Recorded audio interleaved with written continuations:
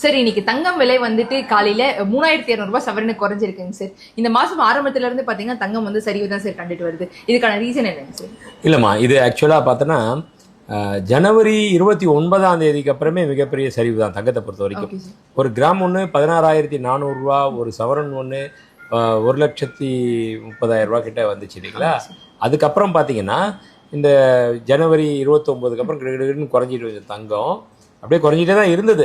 கொஞ்சம் கொஞ்சமாக நடுவில் என்ன ஆயிடுச்சு, ஒரு திடீர்னு ஒரு உயர்வு வந்தது. ஒரே நாளில் ஒரு 12-13% உயர்ந்துச்சு.